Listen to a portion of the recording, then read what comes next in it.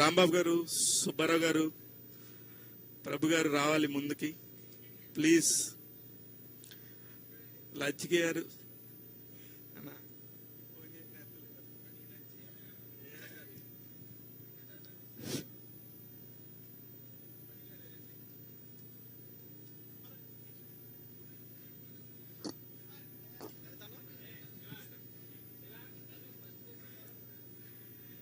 నిజంగానే నా కెరీర్లో మధు అండ్ రాంబాబు మా బ్యాచ్, ఒక మల్లికార్జున, కేశవ, మేమందరం రెగ్యులర్ తిరుగుతుంటాం. మాకు ఇప్పుడు బాస్ కి మా టీం అందరికి కెప్టెన్ ప్రభు గారు, ఆయన కూడా మాతో పాటు రోజు తిరుగుతున్నారు.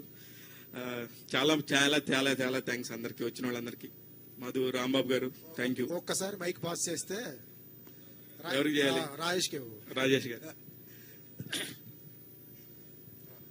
రాజేష్, కంగ్రాచులేషన్స్. ఎందుకంటే నీ జర్నీ మొత్తం తెలుసు, నువ్వు నేను కలిసి వర్క్ చేసాం మా టీవీలో. అప్పటి నుంచి కూడా నీ ఐడియాలజీ బాగుంది. ఒక పేపర్లో స్టోరీ కనపడితే, దాన్ని ఆర్టికల్ కనపడితే దాన్ని స్టోరీలాగా ఎలా చేస్తే బాగుంటుందని మన ఇద్దరం డిస్కస్ చేసుకున్నాం. అటువంటిది అక్కడ కాంప్రమైజ్ కాకుండా ఇవాళ నువ్వు అక్కడ కూర్చున్నావు. All the best. హీమ్ అనేది సక్సెస్ అవుతుంది కంపల్సరీ, ఎందుకంటే నీ కృషి ఉంది, నీ వెనకాల శివ ఉన్నాడు. All the best. ఒకసారి పవన్, ఎందుకంటే ఈ సినిమా నుంచి అడిగే కాకుండా పవన్ నీ దానికి కాస్ట్యూమ్స్ ఏం పెట్టినట్లేడు మీ శివ. నీ కష్టం కూడా నాకు తెలుసు, ఎందుకంటే స్టిల్ ఫోటోగ్రాఫర్గా వచ్చావు, అంచెలంచెలుగా ఎదిగి ఇవాళ ఈ స్టేజ్లో కూర్చున్నాం. మేము ఇక్కడే ఉన్నాం, మేము కూడా రావాలి అక్కడికి. ఆల్ ది బెస్ట్ పవన్, మీకు కూడా థ్యాంక్ యూ. శివ, నువ్వు ఇక్కడ కూర్చుంటే ప్రతి ప్రొడ్యూసర్ని నువ్వు ఒక క్వశ్చన్ అడుగుతూ ఉంటావు. కాస్ట్ లేరు, పోస్టర్ మీద ఎవరు లేరు, కొత్త డైరెక్టరు, కొత్త హీరోలు, ఎట్లా చూస్తారు, ఆడియన్స్ ఎలా వస్తారు ఏంటంటే. శివమల్లాల పోస్టర్ కానీ శివమల్లాల పేరు వేస్తే వచ్చేస్తారా, లేకపోతే పవన్ చూసి కానీ మా రాయేష్ని చూసి కానీ వేస్తే వస్తారా? నువ్వు అడిగే క్వశ్చన్ ప్రొడ్యూసర్స్. నేను రెగ్యులర్ గా అడిగే క్వశ్చన్, నిజంగా కూడా ఇదే క్వశ్చన్ నన్ను నేను వేసుకున్నాకనే థియేటర్స్కి వచ్చి ఇప్పటిగా వచ్చేసి సినిమాలకి థియేటర్స్ ఫుల్ అయిపోతాయని నేను చెప్పను. మౌత్ పబ్లిసిటీతో లిమిటెడ్ గా ఒక సినిమాని కనుక ప్లాన్ చేసుకుంటే, మెయిన్ పెద్దగా 250 థియేటర్లు రిలీజ్ చేస్తాను అట్లా చెప్పను. ఒక చిన్నగా స్టార్ట్ చేసేసుకొని ఒక్కొక్క థియేటర్ దగ్గర నుంచి మౌత్ పబ్లిసిటీకి వెళ్తుంది. ఇట్లాంటి హారర్ ఫిలిమ్స్ కి ఒక మార్కెట్ ఉంటుంది డెఫినెట్ గా. ఆ మార్కెట్ కోసం ట్రై చేస్తున్నాను. రాయేష్, ఒక్కసారి ఒక్క క్వశ్చన్ అడిగేసేస్తాను. ఏంటి ఇటువంటి స్టోరీస్ ఎక్కడో చూస్తాము, లేకపోతే వింటాము, లేకపోతే ఊర్లో విన్నవి దెయ్యం పట్టిని అంటాము, చాలా ఉంటాయి. ఏంటి ఎక్కడి నుంచి ఎక్కడ రియల్ గా జరిగిన ఇన్సిడెంట్సా, లేకపోతే ఫిక్షనల్ స్టోరీ ఏదన్నా? లేదు, రియల్ గా జరిగిన ఇన్సిడెంట్. న్యూస్ ఫాలో అవుతారు కదా, అందులో నుంచి తీసుకున్న స్టోరీ ఇది. కర్ణపిశాచి బ్యాక్గ్రౌండ్. సో కర్ణపిశాచి సాధన చేసిన నార్మల్ అతను లైఫ్ లో ఏం జరుగుతుంది, ఒకవేళ సాధిస్తే ఏమవుతుంది అనే దాన్ని ఇంట్రెస్ట్ గా తీసుకున్నాను అనమాట. న్యూస్ నుంచి తీసుకున్నది. ఓకే. కమర్షియల్ ఎలిమెంట్స్ ఉంటాయి. కమర్షియల్ ఎలిమెంట్స్ ఉంటాయి. ఓకే. ఇప్పుడు 5,000 రూపాయల ప్రశ్న.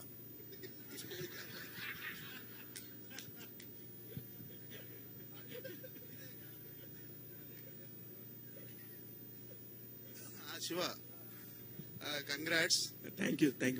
మాలో నుంచి ఒకరికి ప్రొడ్యూసర్ అయ్యావు, కంగ్రాట్స్. అంటే ఫస్ట్ సినిమా రిలీజ్ తర్వాత సక్సెస్ ఆ ఫెయిల్యూర్ అనే తర్వాత సంగతి. ఫస్ట్ ఒక సినిమా తీయటమే ఒక అచీవ్మెంట్. అంటే ఈ రోజుల్లో ఒక సినిమా తీయటం అనేది పెద్ద అచీవ్మెంట్. సో అంటే ఇన్ని రోజులు ఇటువైపు ఉండి ఇప్పుడు అటువైపు వెళ్ళావు.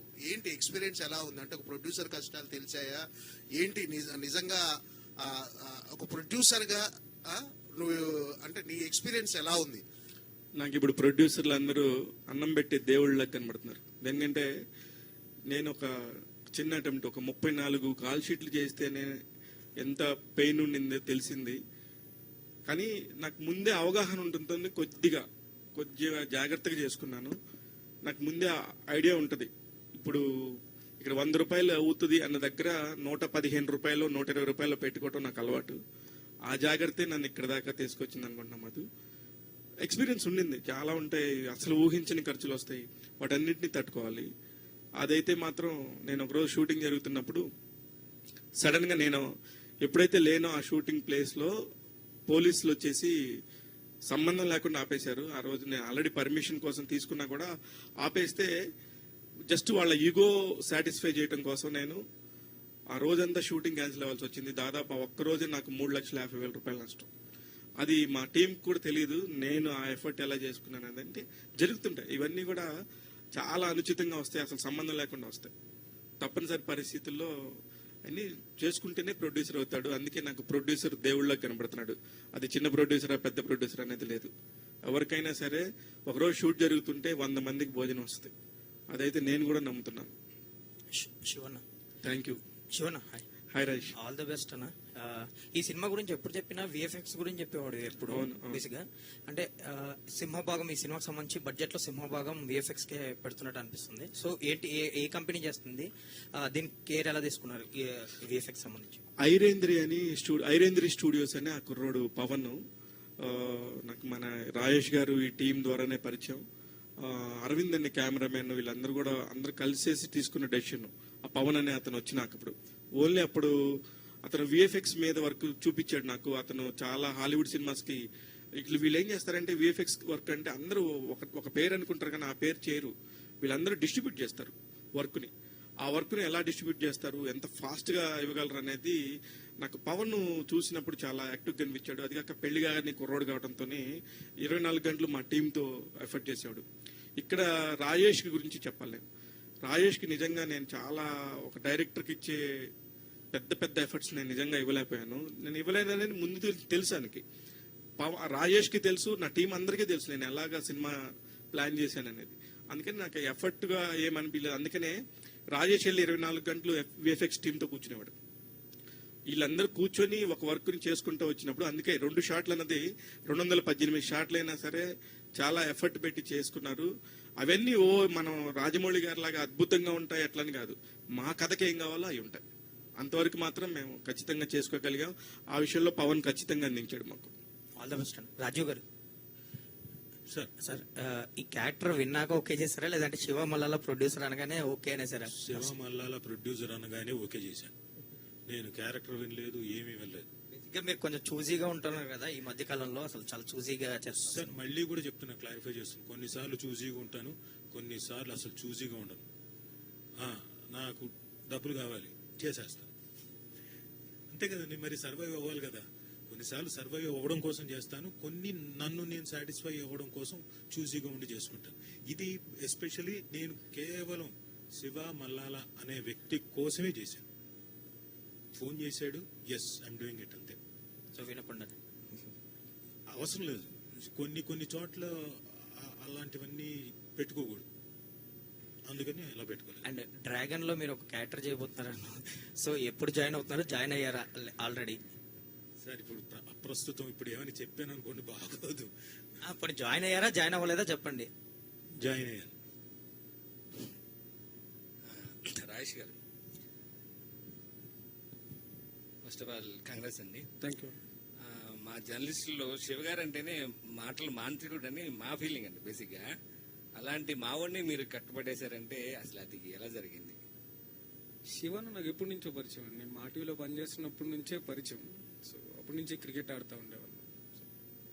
అంటే పర్టికులర్ ఈ హ్రీమ్ అనే టైటిల్ కి రీజన్ ఏంటండి? అసలు టైటిల్ ఇది బీజాక్షరం అండి. ఓకే, సో ఈ హ్రీమ్ అనే మంత్రం వాడితేనే మనం ఏదైతే సాధన చేస్తామో ఆ యక్షిణి మాత్రం వస్తుంది అనమాట. సో యక్షిణిని మనం సాధించాలంటే హ్రీమ్ అనే మంత్రాన్ని వాడాలి. సో హీరో ఈ హ్రీమ్ అనే మంత్రాన్ని వాడి కర్ణపిశాచిని సాధిస్తాడు. సో ఆ పవర్ఫుల్ టైట్ ఉంటుందని చెప్పి అది పెట్టాం. బేసిక్ గా మా శివ ఇట్లాంటివి నమ్ముతాడని నేను అనుకోను. అంటే మరి ఇట్లాంటి అసలు దాన్ని ఎలా కన్విన్స్ చేయగలిగారు? అంటే స్టోరీ చెప్పాను, నచ్చింది ఆయనకి, కొత్తగా ఉంది. అంటే ఇప్పుడు దాకా కర్ణపిశాచి మీద ఎవరు తీయలేదు ఇలాంటి స్టోరీ, ఫస్ట్ టైం అనమాట. Rajesh, congratulations, Thank you. Proud of you. Thank you. ముందు నుంచి ప్యాషనెట్ గానే ఉండేవాడు రాజేష్. సో ఇవాళ ఒక సినిమా దర్శకుడిగా మన ముందు ఇలా కూర్చోవడం చాలా గర్వంగా ఫీల్ అవుతున్నాం. Thank you. మేమందరం కూడా నీ గ్రోత్ అంతా చూసాం కాబట్టి ఖచ్చితంగా నువ్వు ఎప్పటికైనా ఇలాంటి ఒక మంచి ఉత్తమమైన స్థితిలోకి వస్తావని అప్పుడే అనుకున్నాం. All the best, good luck. Thank you. హిరీమ్ అనే అక్షరంలోనే అంత పవర్ ఉంది. సో నీ వెనకాల శివ మల్లాల కూడా అంతే పవర్ ఉన్న వ్యక్తి. ప్లస్ చాలా కొత్త టెక్నీషియన్స్ ని, చాలా ప్యాషనెట్ పీపుల్ అందరినీ పెట్టుకుని ఇలాంటి ఒక చిత్రాన్ని తీయడం అనేది అది నీకు అదృష్టంగా ఫీల్ అవ్వాలి. అవును. ఇలాంటి ఒక సిచ్యుయేషన్ రావడం. All the best, good luck. Thank you అన్న. నేను శివాని గాని నిన్ను గాని ప్రశ్నించే అంత ఏం లేదు. అన్నీ తెలిసినయే. ఈ ప్రాజెక్ట్ స్టార్ట్ అయినప్పటి నుంచి చెప్పాడు రాజేష్ ఒక సినిమా చేస్తున్నాడు అన్న మనకని. సో ఇప్పుడు ప్రాజెక్ట్ మెటీరియలైజ్ అయ్యి ఒక టీజర్ దాకా వచ్చింది కదా, జెన్యున్ గా నీ ఫీలింగ్ ఎలా ఉంది? చాలా హ్యాపీగా ఉందన్న. అంటే నేను దీనికోసం మా టీవీ మానేసిన తర్వాత చాలా ట్రై చేశాను. సో అందరూ తిప్పించుకున్నారు కానీ ఎవరు సినిమా ఇవ్వలేదు. సో శివన్న దగ్గరికి వచ్చిన తర్వాత ఆయన స్టోరీని దాన్ని నన్ను నమ్మి చేశారు ఆయన. చాలా హ్యాపీగా ఉందన్న. శివ నీకే అడగట్లేదు. రగన్న మొదటిసారి నిర్మాతగా పేరేసుకొని మొదటిసారిగా నిర్మాతగా నీ పేరు పడుతుంది. ఇండస్ట్రీలో నువ్వు ఎవరిని అడిగినా ఖచ్చితంగా కాదనరు. సో ఈ చిత్రానికి నీ శక్తిని ఎంతవరకు వాడావు? ప్లస్ అంటే అభిమానంతో చేసేవాళ్ళు బడ్జెట్స్ చూడరు కాబట్టి నువ్వు అనుకున్న కంఫర్ట్ బడ్జెట్ లో ఈ సినిమా చేయగలిగావు. సో ఈ ప్రోత్సాహాన్ని ఎలా ఫీల్ అవుతుంది? నిజంగా అదైతే మాత్రం వాస్తవం. ఫస్ట్ నేను అనుకున్న బడ్జెట్ కు ఏమాత్రం దాటలేదు. ఇది నిజంగా ఎవరు చేసినా సరే ఇప్పుడు నేను చేసిన దానికంటే కూడా 2 ఎక్స్ట్రానే అవుతుంది తప్ప తక్కువ అయితే అవదన్నా. దానికి కారణం నిజంగా రాజీవ్ కనకాల గారు డేట్ పట్టుకోవాలంటే ఈ రోజున నన్నే అడుగుతారు, రాజీవ్ గారు డేట్ ఇప్పించు అని. దానికి తిడతాడు కానీ ఉంది, అంత బిజీ ఉంటుంది. ఎందుకు మనమే మాట్లాడుకుంటాం, రాజీవ్ ఎక్కడున్నాడు రా మన ఈవెంట్కి రావాలంటే నా రోజు లేడంటే అని చెప్తా ఉంటాం. అంత క్లోజు. అలాంటి క్లోజ్ నేను వాడుకుందాం అని అనుకోలేదు. నేను ప్రతి ఒక్కదానికి ఒక బడ్జెట్ వేసుకున్నా కానీ రాజీవ్ గారి మాషం ససేమిరా నన్ను హక్ చేసుకొని నువ్వు కనుక డబ్బులు ఇస్తే నేను నీతో మాట్లాడనన్నాడన్న. నా దగ్గర ₹1 తీసుకోలేదు. ప్రామిస్ గా చెప్తున్నాను. ఎందుకంటే ఆ ఫ్రెండ్షిప్ కి నేను వాల్యూ ఇచ్చాను, నాకు కూడా అదే వాల్యూ రిటర్న్ రూపంలో ఇచ్చారు. అందువల్లే నాకు కుదిరింది కూడా ఆ బడ్జెట్ లో చేయడానికి. లేకపోతే ఇట్స్ ఇంపాసిబుల్. 34 కాల్ షీట్లు, 22 నిమిషాల విజువల్ ఎఫెక్ట్స్, ఇంతమంది ఆర్టిస్టులు అందరూ కూడా. రాజశేఖర్ గారు లాంటి వాళ్ళు, ఆయన కోర్టు సినిమా పెద్ద హిట్ అయింది. అందులో hero father character main character లో ఉన్నాడు. నేను అడగగానే ఆయన తీసుకునే బడ్జెట్ కి సగం బడ్జెట్ కి వచ్చాడు. అలాగే తనికెళ్ళ భరణి గారు, అసలు భరణి గారు అయితే అమెరికా నుంచి వచ్చారు. పాపం ఇంకా అసలు పడుకొని కూడా పడుకోలేదురా. ఎప్పుడు వెళ్తే అన్న నాకు ఒక 1 డే ఇవ్వండి, చాలా ఇంపార్టెంట్ సీన్స్, అది మీరు చెప్తేనే కరెక్ట్ అనుకోగానే భరణి గారు వచ్చారు. నిజంగా ఆయన రావడంతో ఆ ఒక క్యారెక్టర్ కి చాలా ఎలివేషన్ వచ్చింది. ఇలాగ అందరు కూడా, బెనర్జీ గారు కూడా నేను అడగగానే ఇంటర్వ్యూ చేస్తే వచ్చారు ఆయన. మాకు లేవా సినిమాలు, మీరు చేసుకుంటున్నారంటే నిజంగా నా బడ్జెట్ లో లేదు. బెనర్జీ గారిది రేంజ్ బడ్జెట్ కాదు నాది. కానీ ఆయన కూడా ఇమ్మీడియట్ గా నువ్వు అసలు ఆలోచించకు, నీ కోసం నేను చేస్తానని చెప్పి ఇలా అందరూ కూడా వచ్చారు. ఒకళ్ళమ్మట వచ్చి సినిమా కోరుకుంటుంది అంటారు కదా, అలాగా సినిమా కోరుకుంది. డెఫినెట్ గా అలా అయింది. అలాగే భద్రం గురించి చెప్పాలి. నువ్వు చెప్పండి అన్న, మీకు ఏ డేటో చెప్పండి. నీకు చెప్పిన డేటు నేను ఇచ్చినాకనే మిగతా ఎవరికైనా ఇచ్చుకుంటానని ఫస్ట్ నుంచి అదే రెస్పెక్ట్ చేస్తున్నాడు. ఇప్పుడు కూడా అదే రెస్పెక్ట్ చేసి ఈ సినిమాలో చాలా మంచి క్యారెక్టర్ చేశాడు, హీరో ఫ్రెండ్ క్యారెక్టర్ లాగా. అంటే సినిమా చెయ్యొచ్చు, చాలా సినిమాలు దాన్ని ఎలా ప్రాఫిటబుల్ గా చెయ్యాలన్న ఆలోచనే ఉంటుంది అందరికి. కానీ ఈ సినిమా ద్వారా ఎంతో మందికి యంగ్స్టర్స్ కి లైఫ్ ఇవ్వడం అనేది చాలా గొప్పగా ఫీల్ అవుతున్నాం. All the best Shiva. Thank you so much అన్న. అధ్యక్ష, ముందుగా మీడియా నుంచి ముగ్గురు, శివ, పవన్, రాజేష్, ముగ్గురు సినిమా ఇండస్ట్రీలో డైరెక్టర్ గా, హీరోగా, ప్రొడ్యూసర్ గా రావడం చాలా సూపర్ గా ఉంది చూస్తుంటే. అందరూ మీడియా వాళ్ళే, కరెక్ట్. ఎగ్జాక్ట్. ముగ్గురికి ముందుగా అభినందనలు మా అసోసియేషన్ తరఫున, నా పర్సనల్ కూడా. Shiva, all the very best. ఎందుకంటే పోస్టర్ డిజైనే కొంచెం వెరైటీ కనిపిస్తా ఉంది. అలాగే టీజర్ కూడా చాలా బాగుంది. Good, nice, all the very best. దీనికి ఏమైనా హీమ్ అని పెట్టి హీమ్, క్రీమ్, భీమ్ అనే 3 పాటలు దిగిపోతున్నావా? ఈ పాటతో అయిపోతుందా ఏంటి? యాక్చువల్లీ రాజేష్ ఐడియా అయితే దీనికి సెకండ్ పార్ట్ ఉండిందని. కాకపోతే నేనేమంటున్నానంటే ఇది ఒక్కసారి అయితే నేను చేయగలుగుతాను, ఇంతమందిని ఆబ్లిగేషన్ అడుగుతాను. ప్రతిసారి నేను ఆబ్లిగేషన్ అడగలేను కదా. ఈ సినిమాని బట్టి నెక్స్ట్ ఏం చేయొచ్చు అనేది కూడా ఆలోచిస్తాను. కానీ ఈ సినిమా తర్వాత ఇప్పటిదాకా నా ఫ్యామిలీ మెంబర్స్ లాగా చేసుకున్నారు. మీరందరూ కూడా బయటకు వెళ్ళి తలా ఒక్కొక్క సినిమా చేసుకున్నాక మళ్ళీ మీకు అవకాశం కావాల్సినప్పుడు అడగండి తప్ప ఇమ్మీడియట్ గా అయితే మాత్రం నేను మీతో చేయను, నేను వేరే ప్రాజెక్ట్స్ చేసుకుంటానని చెప్పి వేరే కొత్త వాళ్ళతో చేస్తాను. ఐఎమ్ వెరీ హ్యాపీ అన్న. ఇటు కూడా ఆటోమేటిక్ వద్దని వచ్చేస్తారు. ఈక్వల్ 1, 2, 3 కూడా. All the very best Raju గారు, all the very best. Pavan, Rajababu Pavan ని అడుగుతాడు. ఎందుకంటే పవన్ గురించి తెలుసు నాకు, మల్టీ టాలెంటెడ్. ఈ ఒక పని ఇస్తే, ఒక పనిని నమ్మితే ఎంత డెడికేటెడ్ గా చేస్తాడో నాకు తెలుసు. మాది 4 సంవత్సరాల జర్నీ ఆల్మోస్ట్. లో మీరు సక్సెస్ అయినట్టు యాక్టర్ గా కూడా సక్సెస్ అయ్యి మంచి పేరు ప్రఖ్యాతులు సంపాదించాలి. Thank you, sir. శివకు మంచి పేరు తేవాలి. షూర్ సార్, తప్పకుండా. Okay right. శివ మల్లార్ గారు. Correct. హాయ్ అండి. హాయ్. అంటే ఈ సినిమా గురించి మాట్లాడినప్పుడు అనేవారు, అంటే షూట్ అంతా కంప్లీట్ అయిపోయింది, విఎఫ్ఎక్స్ ఎప్పుడైతే క్వాలిటీ నాకు నచ్చుద్దో, ఎప్పుడైతే జనాలు వేలైతే చూపించుకుంటుంటారో అప్పుడే రిలీజ్ చేస్తానని చెప్పేవారు. సో మరి ఫైనల్లీ ఆ క్వాలిటీ వచ్చిందా? 100% అండి. అందుకే నేను ఆ టీజర్ చూసినప్పుడే ఆ టీజర్ ని ఒక అతను కట్ చేశాడు, ప్రతీక్ అని, మన కోటగిరి వెంకటేశ్వరరావు గారు, చంటి గారు ఉన్నారు కదా, అంత పెద్ద ఎడిటర్ దగ్గర ఇట్లాగా ఒక చిన్న సినిమాలు అంటే చిన్న బడ్జెట్ సినిమాలకి కొంచెం హెల్ప్ కావాలన్నప్పుడు ప్రతీక్ అనే వ్యక్తి నేను చేసి పెడతానని వచ్చారు. దాన్ని ఆ ప్రతీక్ని పరిచయం చేసింది నాకు సైక్ సిద్ధార్థ డైరెక్టర్ వరుణ్ రెడ్డి. వాళ్ళిద్దరూ చేసి మా దగ్గర ఉన్న కంటెంట్ అంతా చూపిస్తే ఇగో ఇప్పుడు మీరు చూసిన ఆ టీజర్ ని కట్ చేశారు. ఇప్పుడు మీరే చెప్పండి టీజర్ క్వాలిటీ ఎంత బాగుంది, ఆ సౌండింగ్ ఎలా ఉండింది అనేది అవన్నీ చూసుకున్నాకనే నేను ఇక్కడ దాకా తీసుకొచ్చాను. అంటే సినిమా చిన్న పెద్ద ఉండదు, కంటెంట్ ఉన్నది, కంటెంట్ బాగాలేదు, అప్పీలింగ్ అంది. సో చాలా సినిమాలు అనుకుంటాం మనం, ఇది ఒక సినిమా వస్తుంది, ఇది ఒక థియేటర్లో వస్తుంది అని చెప్పి. బట్ అలాంటి సినిమాల నుంచి మొదలుపెట్టి సూపర్ స్టార్స్ అయిన వాళ్ళు, సూపర్ డైరెక్టర్స్ అయిన వాళ్ళు, సూపర్ ప్రొడక్షన్ హౌస్లు అయినవి కూడా ఉన్నాయి. సో అలాంటి ఒక శుక్రవారం మీ అందరికి రావాలని చెప్పి మనస్ఫూర్తి కోరుకుంటున్నాను. Wish all the best to the entire team. Thank you so much. ముందుగా మీ టీం అందరికి అభినందనలు. థ్యాంక్ యూ సుబ్బారావు గారు. ప్రస్తుతం యాక్చువల్ గా ఈ హారర్ ట్రెండ్ బాగా నడుస్తుంది ఎంటైర్ అంటే వరల్డ్ లోనే. దానికి ఎగ్జాంపుల్ రీసెంట్ గా రిలీజ్ అయిన 8 కోట్లతో రిలీజ్ అయిన అబ్సెషన్ సినిమా దాదాపు 2,000 కోట్ల పైన వసూలు చేసింది. సో మీ సినిమా కూడా ఆ రేంజ్ కాకపోయినా డెఫినెట్ గా మంచి సక్సెస్ అవ్వాలని మనస్ఫూర్తిగా ఆశీర్వదిస్తున్నాం. థ్యాంక్ యూ సుబ్బారావు గారు. అండ్ రాజు గారు, మీరు ఏదో సర్వైవల్ అన్నారు, మరి సుమ్మగారేమో అటు చూస్తే 4 ఈవెంట్లు 5 ఇంటర్వ్యూలతో ఎవ్రీ వీక్ బిజీగా ఉన్నారు మీరు. అలా కాదండి, అంటే ఇప్పుడు ఎవరికి పద్ధతిలో వాళ్ళు చేసుకుంటుంటాం, అది కాదు ప్రాబ్లం.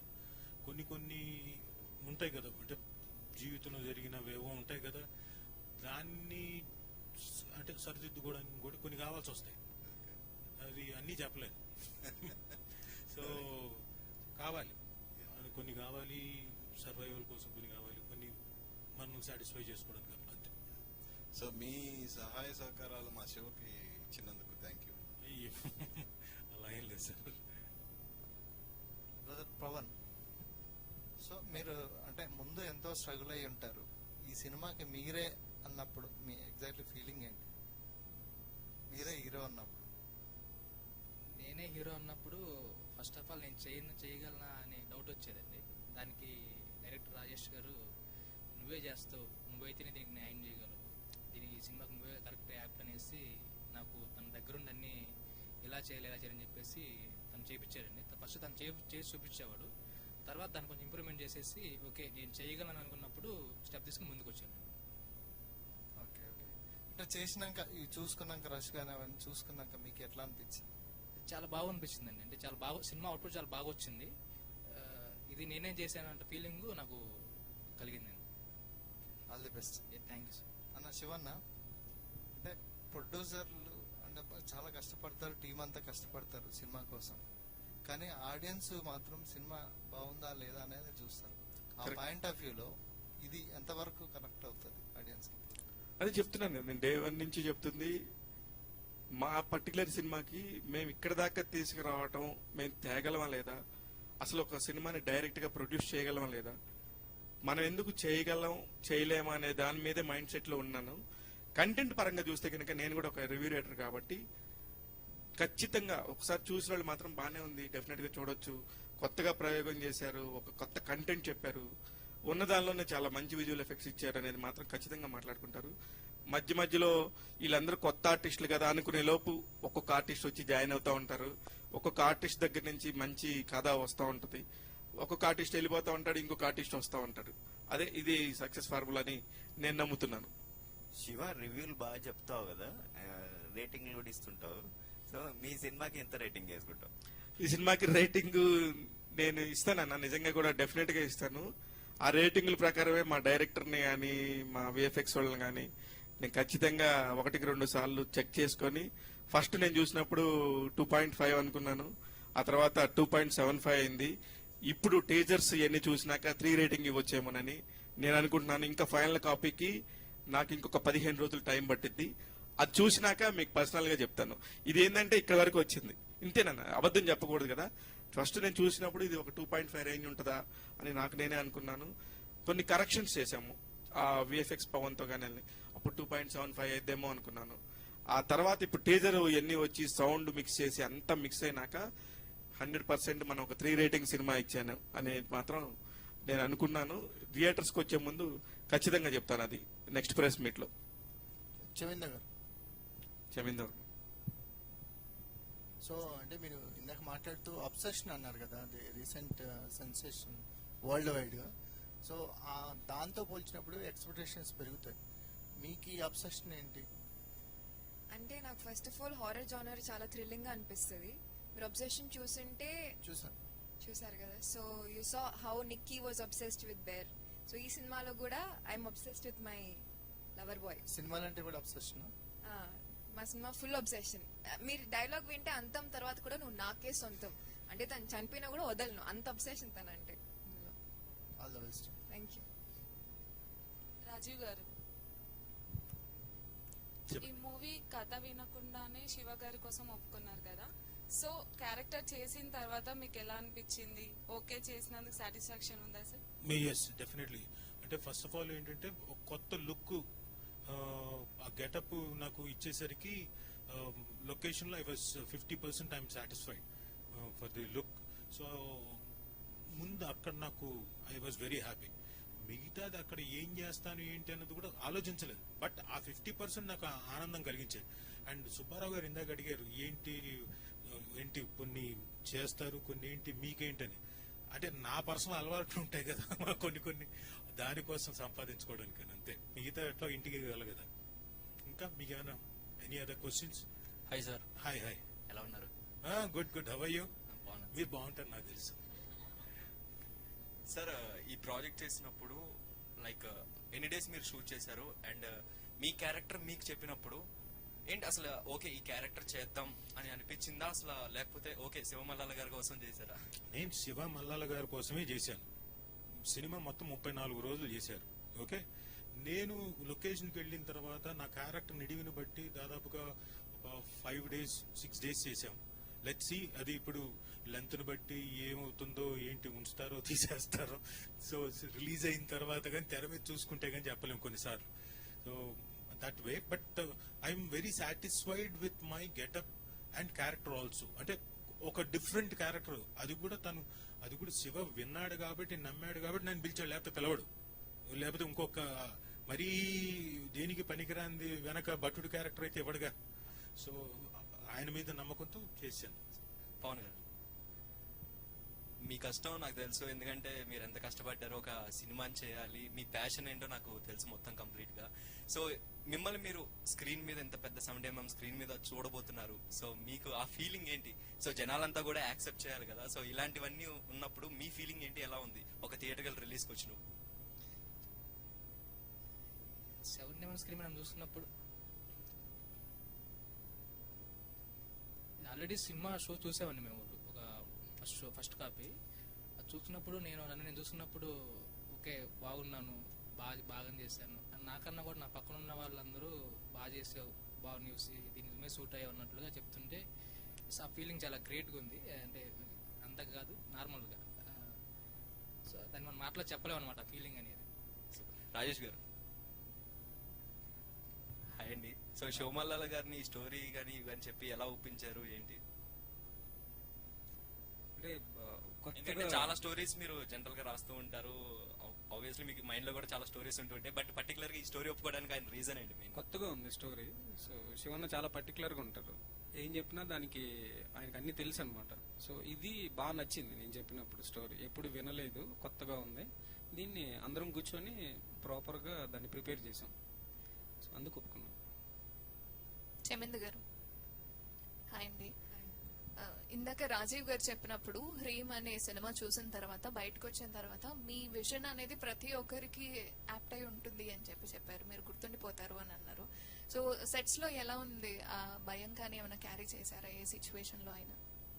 అంటే సెట్స్ లో it was really fun working with the team అండి. అట్లేం భయం అలా ఏం లేకుండే. But my characterisation this film is very different. అంటే స్టార్టింగ్ డెబ్యూట్ చేయడానికి there so much of scope of performance. So నాలో ఉన్న వేరియేషన్స్ అన్ని మా డైరెక్టర్ గారు బయటకు తీస్తారు.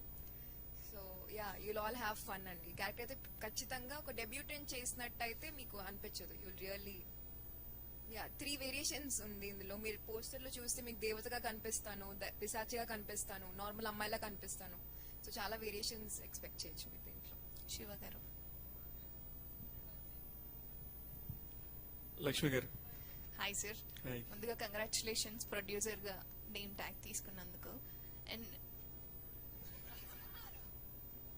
యా చాలా వరకు విఎఫ్ఎక్స్ ద్వారా ఫెయిల్ అయిపోయిన సినిమాలు పెద్ద పెద్ద సినిమాలు చాలా ఉన్నాయి, మనం ఆల్రెడీ చూసాం.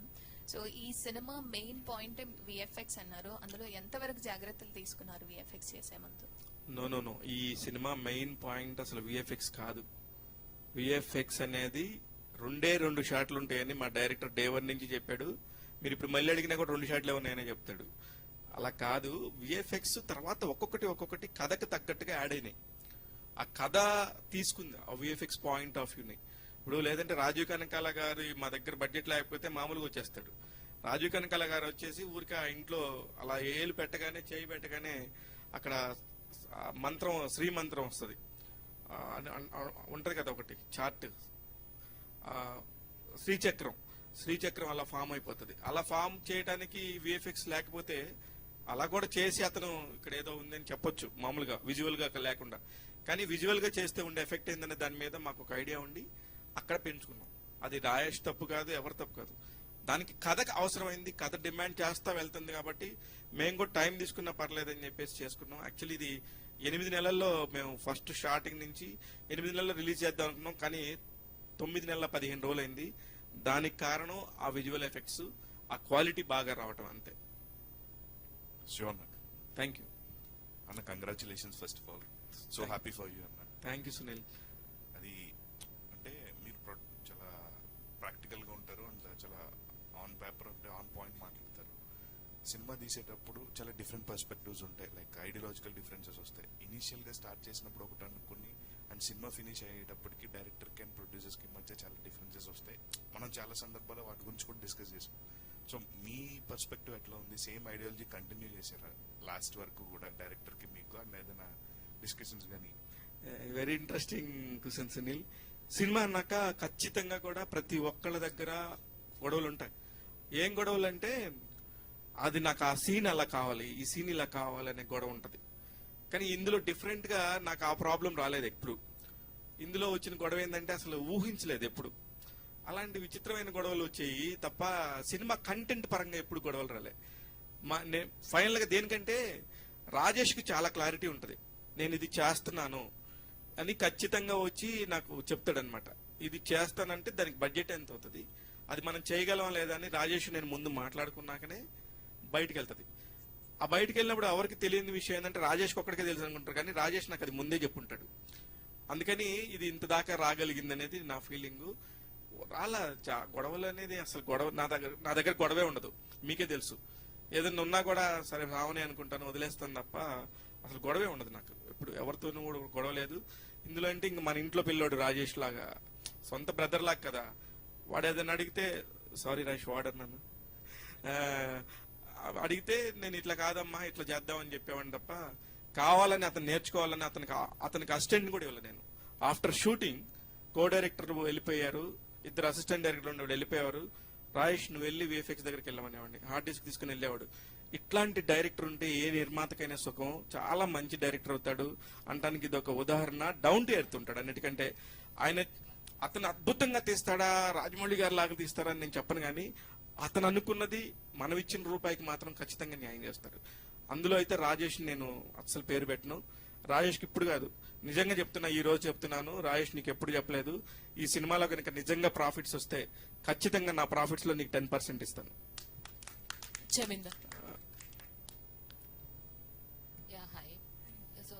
హర్రర్ మూవీస్ అంటేనే పర్ఫార్మెన్స్ కి స్కోప్ ఎక్కువ ఉంటది. సో మీకు వేరియేషన్స్ వచ్చాయి అందులోకి మీ క్యారెక్టర్స్ కి. సో ఏ క్యారెక్టర్ చేస్తున్నప్పుడు ఎక్కువ కంఫర్ట్ గా అనిపించింది అండ్ ఏ క్యారెక్టర్ చేస్తున్నప్పుడు ఇబ్బంది అనిపించింది? అంటే ఐ ఎంజాయ్డ్ ఆల్ 3 క్యారెక్టర్స్ అండి. ఐ ఫెల్ట్ శ్రీదేవి గారి తర్వాత మళ్ళీ ఆ దేవత లాంటి గెటప్ నాకు ఫస్ట్ డెబ్యూ మూవీలోనే రానికి I feel very lucky. So I fell very beautiful, like a princess vibe లో ఉండే. తర్వాత మళ్ళీ పిశాచ్ చేసుకున్నప్పుడు ఆ horror, terrific, everything. I enjoyed all the characters getups. All the very best. Thank you. Shivanna అన్న, జనరల్ గా డైలీ సినిమాస్ చూస్తూ ఉంటాము ప్రతి వారము. హర్రర్ సినిమాస్ కి ఇంకా ఎక్కువ ఇంట్రెస్ట్ ఉంటుంది థియేటర్ కి వెళ్ళి ఆ హాంటింగ్ ఎక్స్పీరియన్స్ కోసం. సో బట్ ఆ హర్రర్ స్టోరీస్ అనేవి జెన్యున్ గా ఎక్కడో చోట కనెక్ట్ చేస్తూ ఉంటే దెయ్యము, కాస్త భయము ఇవే కామన్ గా అనిపిస్తాయి. స్టోరీ ఇందులో యూనిక్ గా ఉంటుందా అంటే మీరేం చెప్తారన్న? లేదు, డెఫినెట్ గా యూనిక్ ఉంటుంది. కానీ అసలు నాకు పర్సనల్ గా నాకు అసలు హారర్ సినిమాలు ఇష్టమే ఉండదు. అసలు నేను ఎప్పుడు చూడను. కానీ అనుకోకుండా నా లైఫ్ లో జరిగిన ఇన్సిడెంట్లు ఒక కథ అదే తయారు చేసుకుంటుంది దానికి ఉదాహరణలే. నేను అనుకోకుండా ఎంట్రీ ఇచ్చిన త్రిపుర అనే సినిమా మీకు గుర్తుంటే, త్రిపురకు నేను వన్ ఆఫ్ ది ప్రొడ్యూసర్. నా వల్లే ఆ సినిమాలో కలర్ స్వాతి వచ్చింది, నా వల్లే చాలా మంచి డబ్బు వచ్చింది, చాలా మంచి పేరు వచ్చింది. ఆ సినిమా డైరెక్టర్ వచ్చాడు ఆ సినిమాలోకి. ఆ ప్రాజెక్ట్ అంతా సెట్ చేసిందే నేను. కానీ నాకు హారర్ ఇష్టం ఉండదు, అది మా ఇంట్లోనే తయారైన కథ. ఇది కూడా నాకు హారర్ ఇష్టం ఉండదు. నా చుట్టుపక్కల ఉన్న వాళ్ళందరూ కూడా ఒక డెమో చేసుకొచ్చింది, అది హారర్ అయింది. అదే చెప్తున్నా కదా, సినిమా అనేది నా ప్రమేయమే లేదు, దాని అందరూ అది చేసుకుంటూ వెళ్ళిపోయింది. రాజీవ్ గారు సార్, మీ లైఫ్ లో మిమ్మల్ని ఎక్కువగా భయపెట్టిన విషయం, ఇలాంటి హాంటింగ్ ఎక్స్పీరియన్స్ ఎప్పుడన్నా అనిపించిందా? Haunting experiences yes. అంటే నేను ఫిలిం బై అరవింద్ మేము అడవిలో చేస్తున్నాం. మొత్తం అంతా చీకటే, అడవి. పైగా హార్డ్లీ 3 ఆర్టిస్టులు ఉన్నాం. సో అక్కడి నుంచి మా షూటింగ్ అంటే హార్డ్లీ 1 కిలోమీటర్ లొకేషన్. ఏది మా సెట్ ఏదైతే వేసామో తలకోన్లో, అక్కడి నుంచి గెస్ట్ హౌస్కి. అది అక్కడి నుంచి రూమ్కి రావడానికి మార్నింగ్ 2:30కి ప్యాకప్ చెప్పాం. 2:30కి అలా కార్లో బయలుదేరాం. అది ఇప్పుడు చెప్తున్నా మళ్ళీ నాకు. సో 2:30 అలా బయలుదేరి వస్తున్నాం. హార్డ్లీ ఒక 100 అడుగులు ఆ లైట్ ఏదైతే ఉందో, లైట్లు పడుతుంది, ఆ లైట్లన్నీ ఆఫ్ చేశారు. ఒకటేదో ఉంటుంది కదా, అది మాత్రం అది దాటామో లేదో ఒక ఆకారం ఇలా వెళ్ళినట్టు అనిపించింది.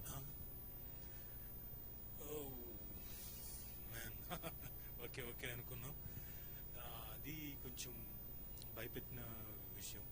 అండ్ నాకు బాగా హారర్ మూవీస్ అంటే బాగా ఇష్టం. You name it. నేను ఇంగ్లీష్లో చాలా సినిమాలు చూశాను. సారీ, పాపం ఈయనకేమో ఇష్టం లేదు, నాకేమో విపరీతమైన ఇష్టం. సో నాకు ఇష్టం ఎక్కడో ఉంది కాబట్టి ఇదిగోండి ఈ సినిమాలో నాకు ఆ వేషం వచ్చినట్టుంది. అండ్ లక్ష్మి గారు, మీ గొంతు చాలా బాగుంది. రాజీవ్ గారు, అంటే శివ గారు ప్రొడ్యూసర్ గా చేస్తున్నారు, మాకు చాలా హ్యాపీగా ఉంది. ఎందుకంటే కొత్త వాళ్ళని ఎంకరేజ్ చేస్తారు శివ గారు. సో మీరేమంటారు, అంటే ఇందులో ఓన్లీ ప్రొడ్యూసింగ్ చేశారా, డైరెక్షన్ కూడా చేశారా? మేబీ డైరెక్షన్ కూడా చేయబోతున్నారా నెక్స్ట్? ఏంటి అసలు ఏమనిపించింది మీకు? ఎవరు, శివ గారా? నాకు ఏమనిపించిందంటే, మీరు అడుగుతున్న దాని ప్రకారం మీకు తెలుసు ఆయన ఈ ఫోటోగ్రఫీలో ఉన్నాడు, అక్కడి నుంచి జర్నలిజంలోకి వచ్చాడు, ఆ తర్వాత పిఆర్ఓగా చేశాడు, ఆ తర్వాత ప్రొడ్యూసర్ అయ్యాడు. ఓకే, ఇవన్నీ నాకు ఖచ్చితంగా ఏమనిపిస్తుందంటే 100% డైరెక్షన్లోకి ఏలు పెడతాడు గ్యారంటీగా త్వరలోనే అని నా ఫీలింగ్. పెడతాడో లేదో ఆయన ఇష్టం, కానీ నాకు అనిపిస్తుంది ఖచ్చితంగా అదైతే జరుగుతుంది అనిపిస్తుంది. ఎందుకంటే నాలెడ్జ్ ఉంది, నాలెడ్జ్ లేకుండా కాదు, ఆయన నాలెడ్జ్ ఉంది కాబట్టి సబ్జెక్ట్ లో మాట్లాడే దీని గురించి డెఫినెట్ గా రావచ్చు అనిపిస్తుంది. డైరెక్ట్ కూడా చేస్తాడు. డైరెక్టర్ గారు, ఇది యాక్చువల్గా కర్ణపిశాచికి సంబంధించిన స్టోరీ అన్నారు కదా. టీజర్లో ముగ్గులో చేపను పెట్టి ఉన్న సీన్ ఉంది. అంటే జనరల్గా ఇలాంటి సీన్స్లో ఎక్కువగా మనం మేకల్ని, కోళ్ళని చూసాము. అంటే చేపను పెట్టడానికి ఆ కర్ణపిశాచి డైట్ అదా ఏంటి? డైట్ కాదు, కర్ణపిశాచి సాధనలో ఫిష్ వాడతారు అనమాట. కర్ణపిశాచి సాధన అనేది అదొక సాధన ఉంటుంది, 13 రోజులు చేయాలి దాన్ని. సో దానిలో మాంసం, ఫిష్ని వాడతారు అనమాట. మందు, మాంసం, ఫిష్ అది పెడితే త్వరగా వస్తుంది. ఆల్ ది బెస్ట్ అండి. డెబ్యూటెడ్ మొత్తం అంటే కొత్త వాళ్ళందరికీ ఆల్ ది బెస్ట్. మన శివ గారిని చూసి మిగతా జర్నలిస్ట్ కూడా ఇన్స్పైర్ అయ్యి వాళ్ళ ప్రొడ్యూసర్స్ అయ్యి వాళ్ళ టీం నుంచి ఆర్టిస్టులు రావాలని కోరుకుంటున్నాను. Thank you. Thank you so much media వాళ్ళందరికీ కూడా థ్యాంక్ యూ అన్న థ్యాంక్ యూ